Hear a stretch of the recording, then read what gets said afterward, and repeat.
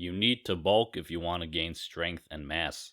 There is no other way around it. Hey y'all, it's your boy, John Atala, and I'm back on the bulk again.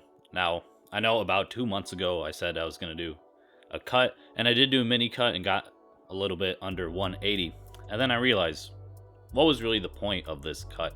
The past year I've had the best gym results of my life when I was staying on a solid caloric surplus while I was running the Jeff Nippard Power Building series, which you can watch here as well for my reviews. I mean, I was getting stronger, I was growing my muscles, my abs were coming out more despite me being 20 pounds heavier than when I started.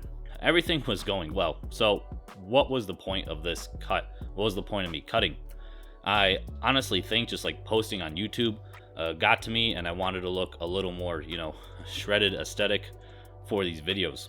But I realized that would just be a step backwards. I would just be spinning my wheels when I really still have a lot more gains on the table. In the past year and a half-ish, I gained about 20 pounds, which is really awesome, really good. When I started my YouTube channel, I uploaded this just god-awful video, but we all gotta start somewhere. And I was weighing 167 pounds. And I said I was about 165 on average, so we'll go with that number. And now I'm about 187 pounds on average. I mean, I put on about 20 pounds in a year and a half because I wasn't scared to eat. And this is why you don't deserve to cut. Now, keep in mind, I'm not talking about, if you're severely overweight, super obese, this advice is not for you. This is more for the people who have been in the gym for a bit, want to pack on more size, but they feel like, they need to live up to social media standards of looks, which most of them are very unattainable and unsustainable, and they'll wonder why they're not making progress in the gym. So what lessons have I learned from bulking over a year and a half now, outside of the mini cut I did for the past 2 months down to 180? So the first lesson was pairing intelligent training with good food in a surplus is massive gains. I mean, I don't know why a lot of us forgot about the simplest of wisdom. It's probably some gaslighting with the main gaining. I mean, it's even something I really forgot before I started this channel. Don't main gain if you're really trying to gain size. If you're training hard and efficiently, in about a year and a half, you'll add some size. I added 75 pounds to my squat, 100 pounds to my deadlift, and then 40 pounds to my bench.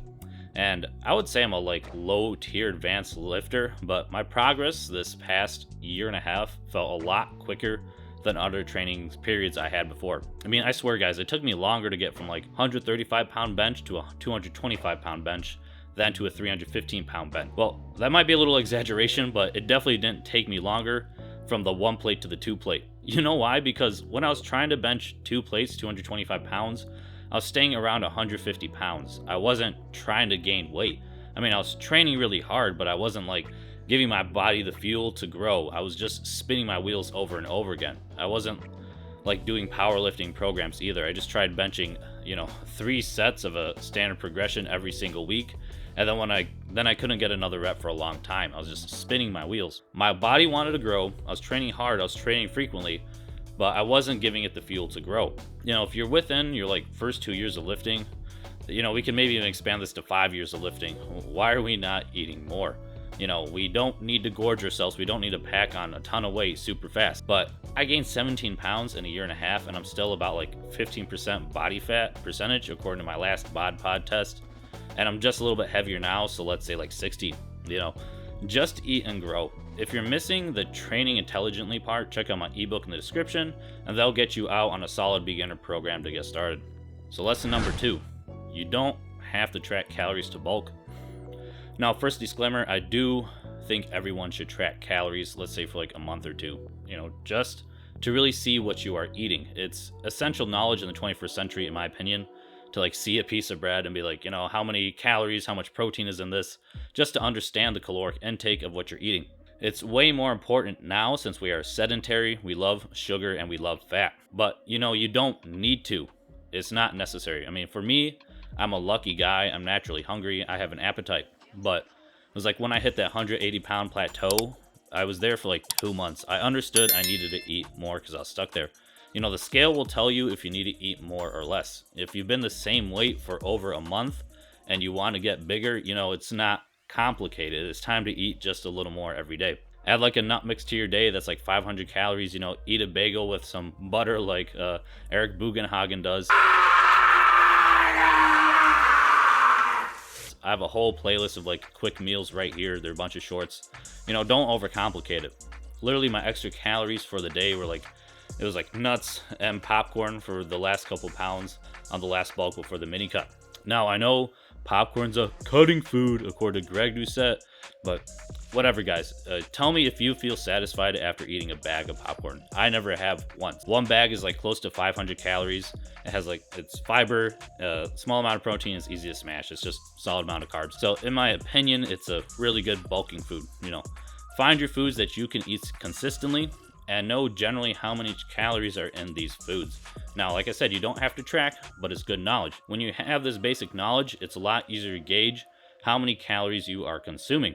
It doesn't have to be perfect. You just need a general sense of what you are eating every day. And if you're not gaining weight, guess what you need to do? I'm actually gonna let you figure that one out for yourself. So lesson number 3, you can bulk into abs. Revival Fitness was right. So after gaining 10 pounds since June last year, I still have decent abs without any major ab training. This has recently changed, as the past 2 months I have been really incorporating abs with my new like upper workout, which you can watch here in this video. But before these past 2 months, guys, I really barely did abs. I did like dragonflies on occasion, I'll do some leg raises, but I don't know the last time I did more than like 6 sets of abs in a week. It was probably closer to like 3, if that, before this new program I started. If you're lifting heavy and using your core to stabilize your body during your lifts, your abs will grow. Compounds will work your abs to an extent, but you're definitely going to hit like a plateau of where your abs will, how big they will get if you're not actually isolating them. To grow your abs though, you don't need a million, different body weight variations to feel toned and shredded. You don't need those ab workouts. You'd want to train them similarly for how you do your other workouts, something in progressive overload. And if you want abs, you do need to feed them, guys. They're a muscle. They grow as well. This is a picture of me in 2018, let's say like 160 pounds. I'm not sure, honestly, but there's no way I had any ab definition, any sort of lighting. Even with training on and off for 4 years right now, I gained 20 pounds and I have solid abs, and they will grow with the exercises I'm doing. Your abs will grow with compound exercises, but I'm sure they would look a lot better, if I took the time to train them like I'm doing now. I'm sure my ab gains would be substantially different. If you do want to learn more about abs and compound exercises, check out this clip from the Mind Pump show after this video, and I'll put that in the description. And lastly, lesson 4, focus on the long term. Don't spin your wheels, bulking and cutting, bulking and cutting, bulking and cutting. It's silly. If you are obese or very fat, definitely lose some weight.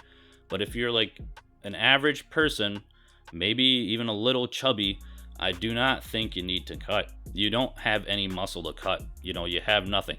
If you're not benching 135 with ease, squatting 225 with ease, deadlifting 315 with ease, you cannot cut. You do not have enough muscle mass to have the physique you're imagining in your head right now. Frankly, you will look like a twig if you actually get down to the weight you're imagining to get as shredded as you think you need to be. You need to put on muscle. Do not spin your wheels over and over again. Focus on building muscle for, let's say, at least 2 years and then reevaluate. Like I said earlier, don't gorge. You don't need to become fat. You just need to eat in a surplus of every day. Let's say like 300 to 500 calories, and then gauge where you're at. Stagnate for a month, that's fine. It's okay. You just need to eat more and evaluate if your training has become stale and you need something different as well.